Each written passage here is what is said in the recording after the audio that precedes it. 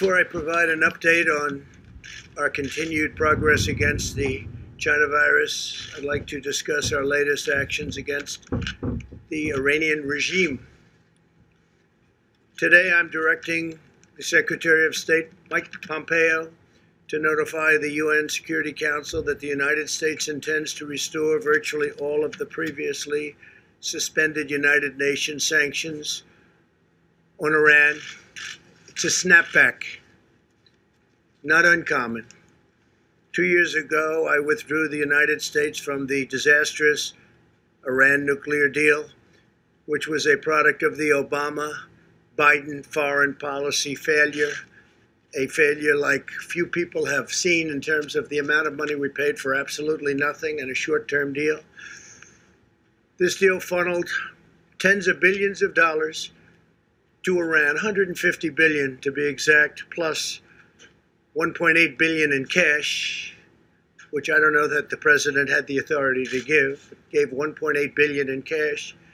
Just another great deal that turned out to be a total disaster that would have funded all of the chaos and the bloodshed and the terror in the region and all throughout the world.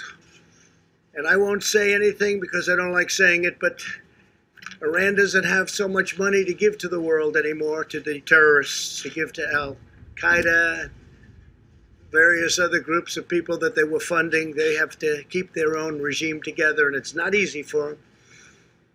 And if and when I win the election, within the first month, Iran will come to us, and they are going to be asking for a deal so quickly because they are doing very poorly. But that deal was a disaster. $150 billion, $1.8 billion in cash.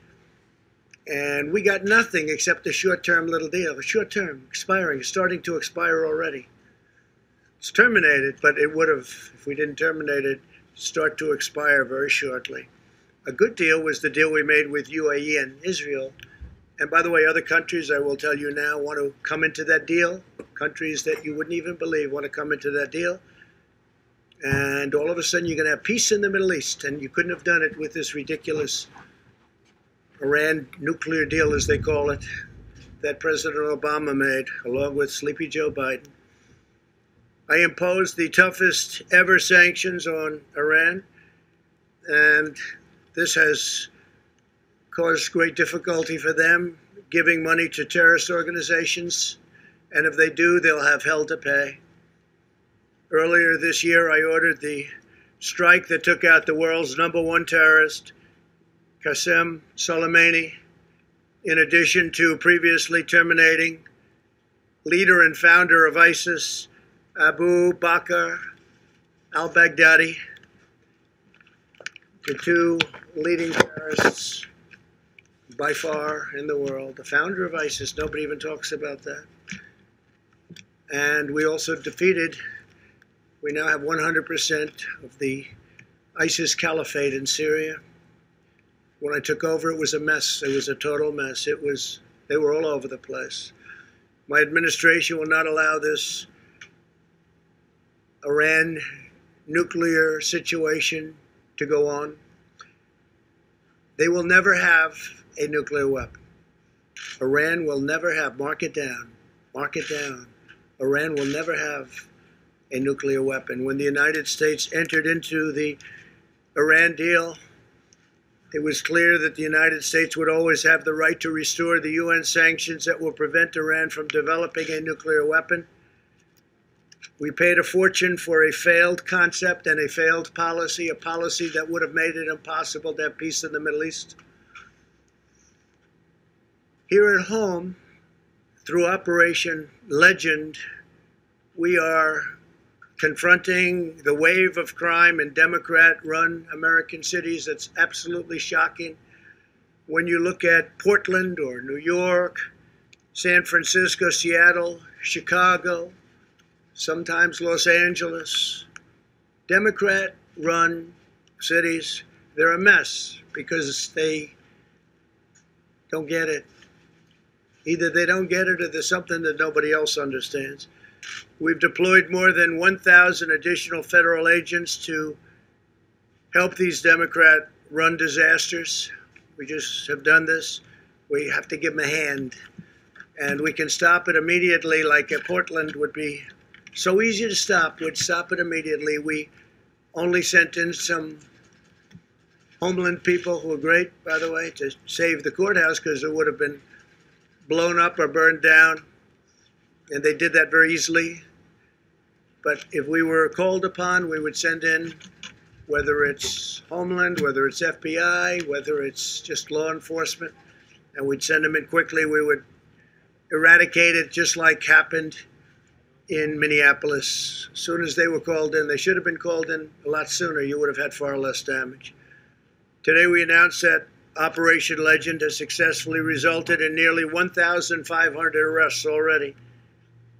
Bad ones, really bad people. Prosecutions and prison sentences will follow, and they'll be a very long time in prison for what they've done to these cities. Most cities are well run. Most of the nation is well run. And the areas that we're talking about are all, in all cases, run by Democrats, usually radical left-leaning Democrats, like in New York or in Portland. We've made arrests in Kansas City, Chicago, Cleveland, Detroit, Milwaukee, St. Louis, Memphis, and Albuquerque for many violent crimes, including gun crimes, arson, and 91 murders. We're also using the full power of the federal government to defeat, as you know, the China virus. New cases have declined in 80% of the jurisdictions in the past week. 80%. New Zealand, by the way, had a big outbreak. And other countries that were held up to try and make us look not as good as we should look, because we've done an incredible job, but they're having a lot of outbreaks, but they'll be able to put them out, and we put them out.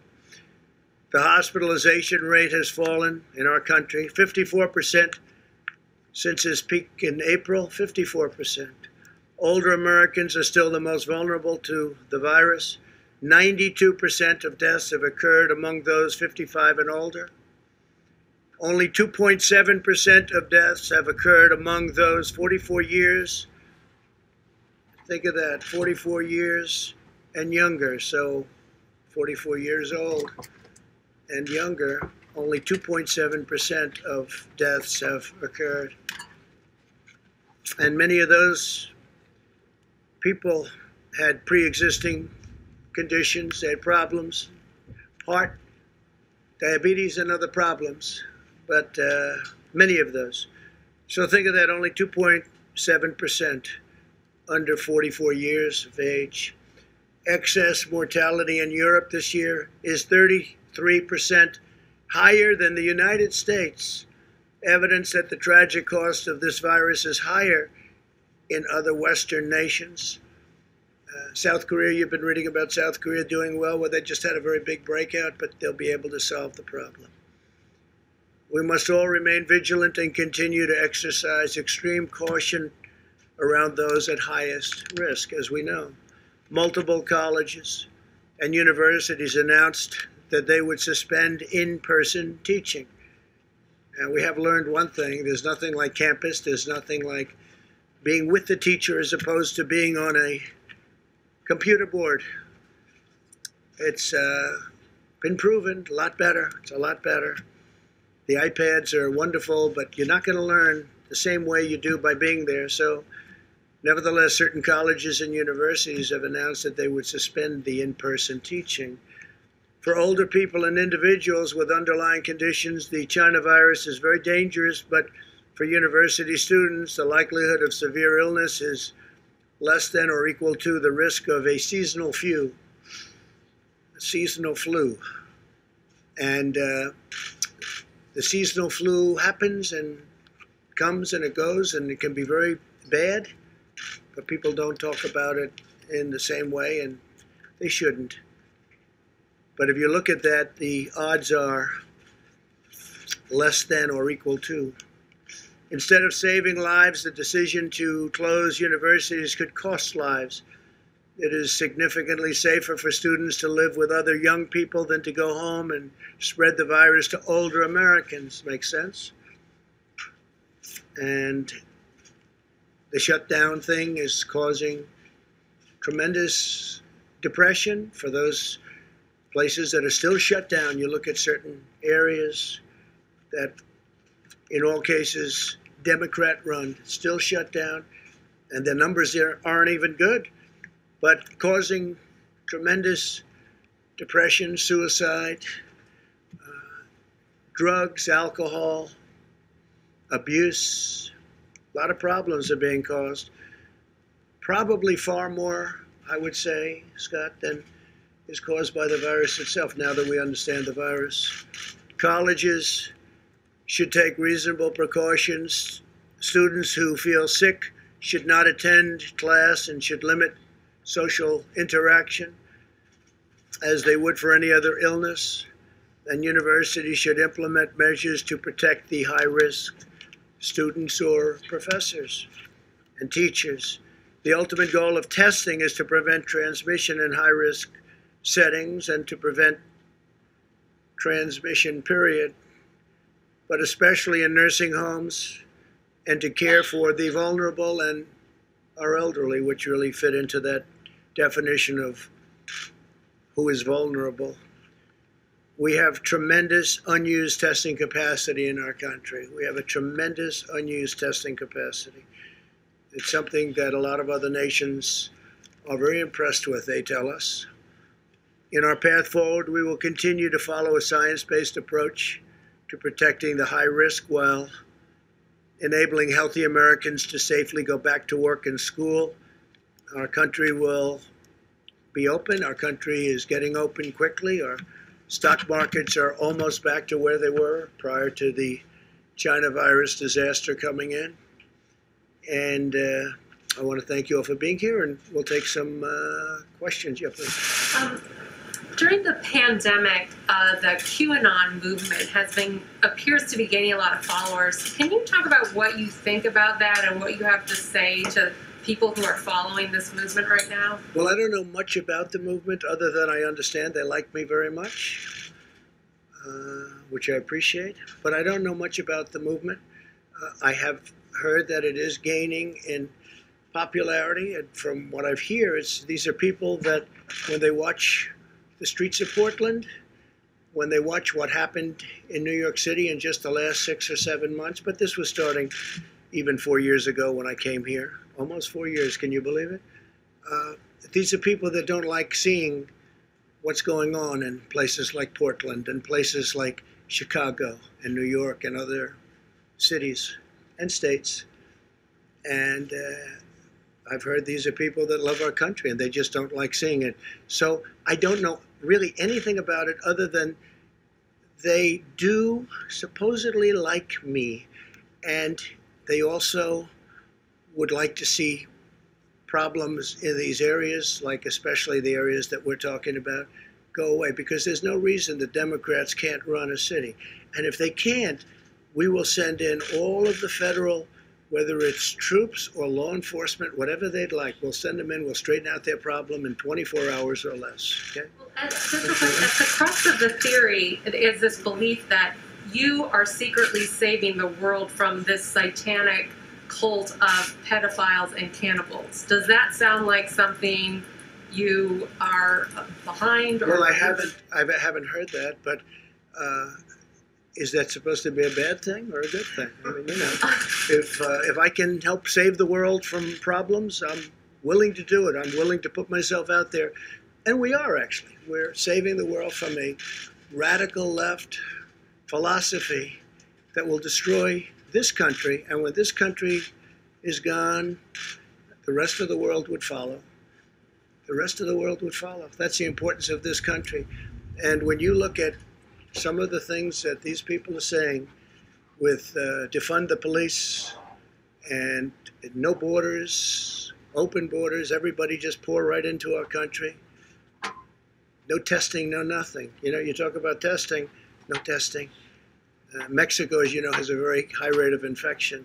The wall is now going to be next week 300 miles long. Our numbers are extraordinary on the border. And this is through luck, perhaps, more than talent, although the talent is getting it built when one party refuses to allow it. You don't hear talk about the wall anymore. But I will say this, we need strength in our country, not weakness. Too much weakness. Yes, John. Mr. President, you have been very bullish on the promise of convalescent plasma to treat coronavirus. The FDA appeared to be on the brink of issuing an emergency use authorization for convalescent plasma, but after hearing from top officials at the NIH that there wasn't enough evidence to go ahead with that, the FDA has put that on pause. Your reaction to that, and do you believe that convalescent plasma should be in the arsenal of treatments for COVID? Well, I hear great things about it, John. That's all I can tell you. And it could be a political decision because you have a lot of people over there that don't want to rush things because they want to do it after November 3rd. And you've heard that one before. But I've heard fantastic things about convalescent plasma. And I've heard numbers way over 50% success. And people are dying. And we should have it approved if it's good. And I'm hearing it's good. I heard from people at the FDA that it's good. So we'll see. I'm going to check that right after this conference. My understanding that the White House will encourage the NIH and the FDA to get this out there as quickly as possible. possible. Well, the numbers are as good as I'm hearing. I mean, I'm hearing over 50%, and that's very good. And we've approved certain things are at 31%, and that's okay too. That's not bad. And it's really had a tremendous impact. No, I have, you're telling me something right now that surprises me, but we'll check it out right after this. Concerned about a delay? I don't want delays. I don't want people dying. Yeah, please go. Mr. President, I want to ask you about your tweet earlier today on Goodyear. It was essentially calling for a boycott on Goodyear tires.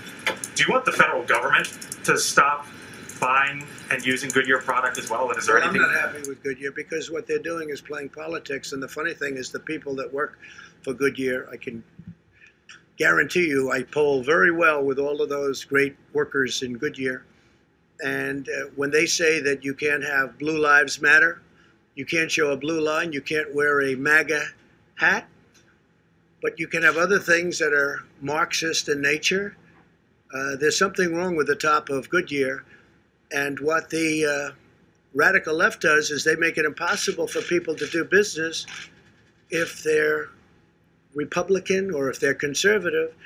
They put out all sorts of effort, don't shop there. They do vicious things, not so different than what you saw in the streets of Portland 2 nights ago. Boycott, do you envision? Oh, I don't know, that's up to people, but I wouldn't recommend it. If they want to hold political speech, if they want to let you not do what everybody's doing, if they want to wear a MAGA hat or if they want to wear a Blue Lives, you know what Blue Lives Matter, right? That's policemen and women. That's a terrible thing. That's a terrible thing. So they're using their power over these people. And these people want to wear whatever it is that we're talking about. You know that.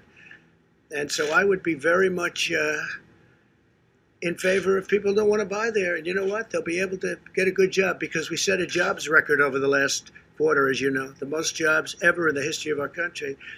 You'll be able to get another good jobs. I think it's disgraceful that they did this. Please, go ahead. Yes, Mr. President, you've said that the arrest of Jimmy Lai in Hong Kong is, quote, a terrible thing. Do you have a message for Jimmy Lai? Has your administration spoken directly with him? Is your State Department working for his release? Well, I send him best wishes. I hear he's a wonderful gentleman. He's certainly a brave man, and I send him best wishes. With that being said, because of that and obviously what happened in Hong Kong, we've taken all of the vast amounts of money that we used to subsidize Hong Kong. We essentially subsidized Hong Kong by giving them all sorts of incentives. And that's what made Hong Kong, the exchange and business in Hong Kong, successful. I've taken it all back. That means that the United States is going to do a lot more business. You know, we really gave them tremendous incentive and subsidy in order that they be successful for freedom. But now that the freedom obviously seems to have been taken away, we will keep all of the incentives that we were giving them, which is billions and billions of dollars, and all of that business will come into our country, including the New York Stock Exchange and NASDAQ and It'll all come here. But I feel badly for him because I hear he's a good person. I don't know him, but I hear he's a good person, obviously a very brave person. Did you have something to ask? Yes, sir. Thank you, Mr. President. With the Iraqi Prime Minister coming in tomorrow, what about Say it. The Iraqi Prime Minister is coming in tomorrow to meet with you, and how do you feel about this notion that Iraq can once again become the buffer between Iranian influence and Russian influence in the Middle East? Do you feel that under this Prime Minister that that's possible once again? What are your thoughts Well, on this it? is a man that I get along with very well. We're largely out of Iraq. We're down to very few soldiers. I said we're getting out of these endless wars, these ridiculous endless wars. We should have never been there in the first place. I think it was the worst decision made in the history of our country. Should have never been there. In the Middle East, we should have never been. But we're getting out rapidly out of, over the course of 3 years. In getting out, it's very sticky getting out. And some people agree and many people don't agree. But I think most people very much agree. We're doing very well in our negotiations with Afghanistan. We're getting out. We're down to a much smaller number of people left there. And, I greet men and women coming home and coming home after they've been hit. I've also greeted many at Dover, greeted many bodies coming back in.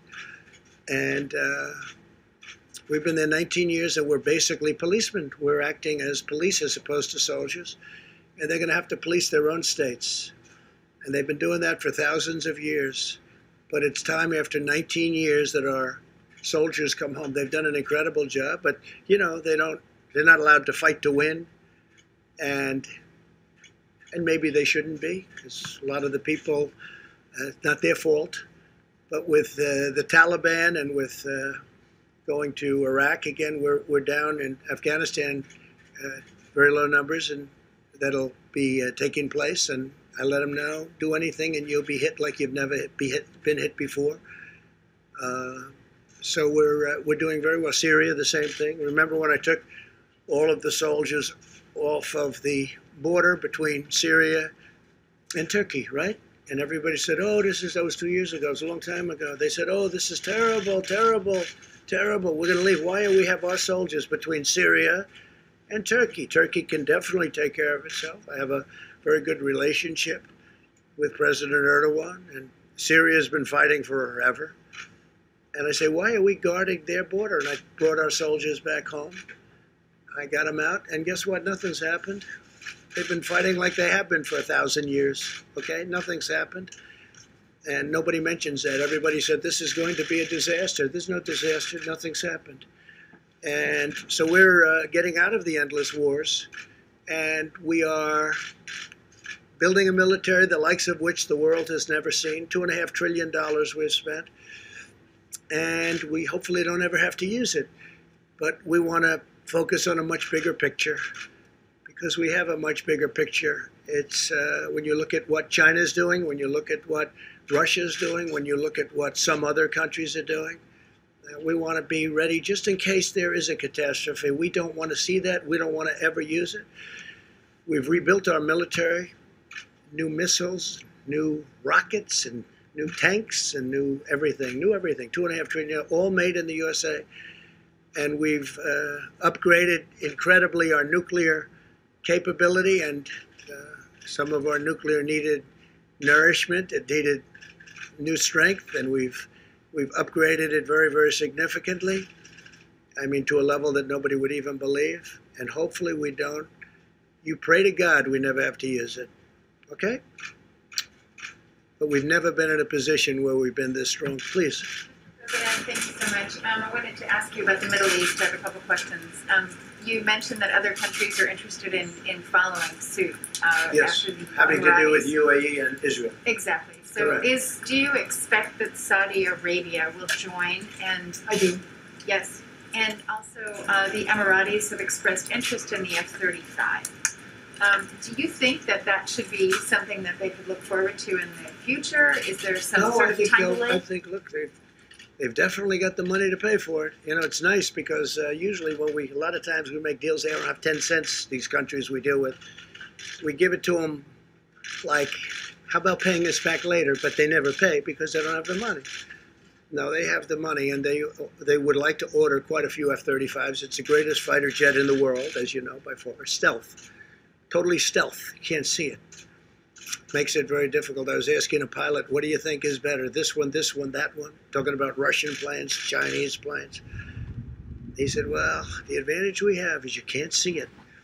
So when we're fighting, they can't see us. I say, that sounds like a really big advantage to me. To these guys, they look, by the way, I said it, to these pilots that I meet, they look better than Tom Cruise, and they're definitely tougher. And he's a nice guy. But these people are amazing, and I speak to them a lot about it. What do you think, as I go around to the various places? I saved the big one in Florida as an example. That was a big one, knocked down pretty much by the hurricane. So I spent a lot of time on that. And it's the greatest plane in the world. One thing about that kind of thing, technology, high technology, greatest plane doesn't last long. Somebody comes up with something else, but we're always the one to come up with something else. So, yeah, they'd like to buy F-35s. We'll see what happens. It's under review, but they made a great advance in peace in the Middle East. Even the New York Times thought it was an incredible deal. Can you imagine that?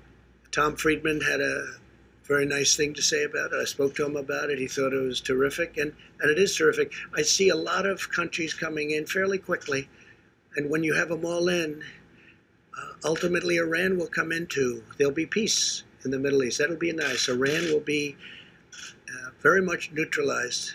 They never thought this could have happened. And with the horrendously stupid Iran deal signed by Obama, this could have never happened. Really, so On the Goodyear issue, you ride on Goodyear tires in the presidential limousine. Correct. If there were an alternative, would you want those tires swapped out? Yeah, I would do that. I would swap them out based on what I heard. We'll see what happens. Look, you're going to have a lot of people not wanting to buy that product anymore, and they'll buy from a competitor. Made in the USA too. Okay, please. Go. President, excerpts from Obama's speech that he'll give later at the Democratic Convention show that he says that he hoped that you would take being president more seriously once you have the job and discover reverence for democracy. And then he said, I quote, but he never did. What is your reaction to that? When I listen to that and then I see the horror that he's left us, the stupidity of the transactions that he made. Look what we're doing. We have our great border wall. We have security. We have the UAE deal, which has been universally praised by people that aren't exactly fans of Donald Trump for various reasons. I don't know why. It can't be my personality, but they're not fans, right? And when I look at what we have, and I look at how bad he was, how ineffective a president he was so ineffective, so terrible.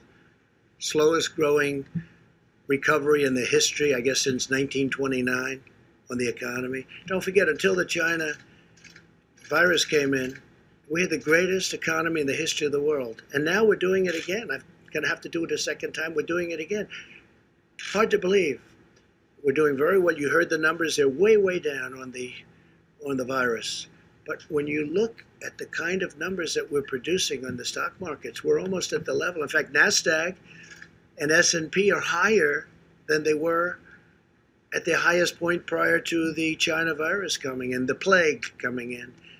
Now, President Obama did not do a good job, and the reason I'm here is because of President Obama and Joe Biden.